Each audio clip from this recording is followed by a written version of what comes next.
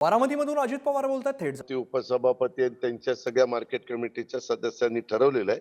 माझ्या परीनं मी पण त्यांना जेवढं काही सहकार्य करता येईल, गेले 30 वर्ष मी हेच काम बारामतीमध्ये करतोय, त्या पद्धतीने मी सहकार्य करणार आणि लवकरात लवकर हे कंपाऊंडचं काम, रस्त्याचं काम, ते जे काही आमचा कांदा विक्रीच्या करता सेल वगैरे लागतो, ती सगळी कामं, काही व्यापाऱ्यांच्या करता गाळे, झाडं, या सगळ्या गोष्टी आता आम्ही सुरू केलेल्या आहेत. दादा निलेश लंके नाराज आहेत.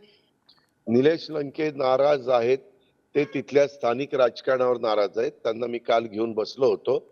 त्यांनी एका मंत्री महोदयांच्या बद्दल मला तक्रार केली आमच्या महायुतीतल्या, आणि ते म्हणले की मला ह्या पद्धतीनं सतत अडचण येते, त्रास होतो आणि त्यामुळे ते नाराज आहेत. मी त्यांना म्हणालो की एकदा एकनाथराव शिंदे, तुम्ही, मी आणि देवेंद्र फडणवीस आपण बसूया आणि ज्या मंत्र्याच्या बद्दल नाराजी आहे त्यांनाही आपण बोलूया आणि त्याच्यातून जे काही गैरसमज झाले असतील, कुणाला कमी लेखण्यात आलं असेल, काही आणखीन काही प्रश्न निर्माण झाले असतील, ते सोडूया.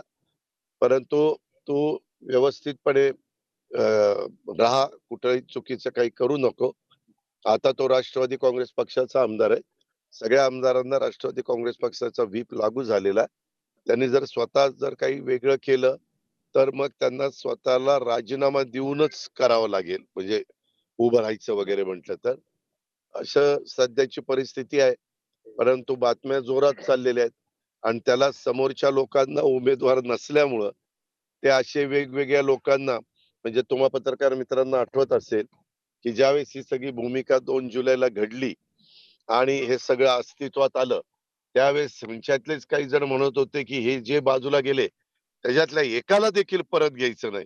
अजून ते बोलून 6 महिने नाही झालो, तोच लगेच त्या निलेशला, "अरे निलेश तू आमचाच आहे, निलेश तू आमचाच आहे" करायला लागले. त्याला काही अर्थ नाही. ठीक आहे, लोकशाही आहे. माजी जाऊ- सरकार मंत्री हर्षवर्धन पाटील यांनी विधानसभेत शब्द मागितलाय. नाही, त्याच्याबद्दल आम्ही देवेंद्रजी, हर्षवर्धनजी, आम्ही सगळेजण बसू आणि ते आता भारतीय जनता पक्षाचे एक नेते आहेत. आत्ताच त्यांना फेडरेशनवर अमित शाह साहेबांनी चेअरमन केलंय नॅशनल फेडरेशनवर. आणि ते तुम्ही म्हणताय ते माझं त्यांचं फोनवर बोलणं झालं, परंतु एक मीटिंग आमची आता देवेंद्रजींच्या उपस्थितीत होईल. गेल्या अनेक वर्षांपासून मध्ये पवार साहेबांचा विरोध होता, परंतु आता शरद पवारांच्या उपस्थितीमध्ये मेळावा झाला शरदचंद्र पवार गटाचा नसरापूरमध्ये. कसं बघ? प्रत्येक